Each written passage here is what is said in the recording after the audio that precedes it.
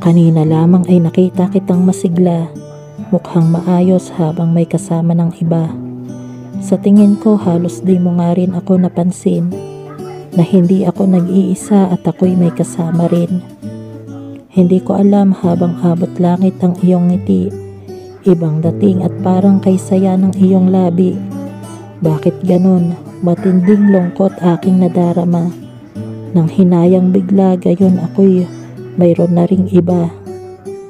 Habang hawak niya ng kahigpit ang iyong kamay, naisip at nais ko sanang agawin ito kahit di ibigay.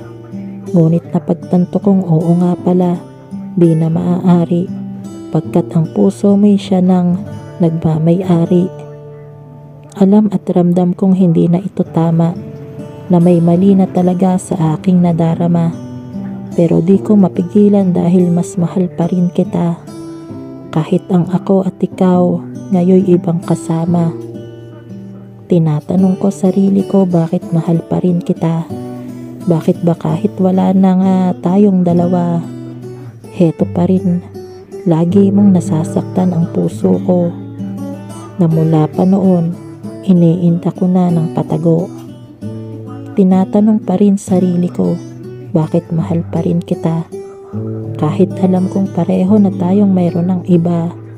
Siguro baka nga mayroon pang ngang natitira na pagmamahal na para lang talaga sa iyo, sinta. Ito ang isang bagay na hindi ko kayang aminin. Ang sabihin na nasasaktan pa rin ako ng palihim dahil ayokong malaman mong ako'y sinungaling at nagkukunwari lamang sa'yo na kaya kang limutin.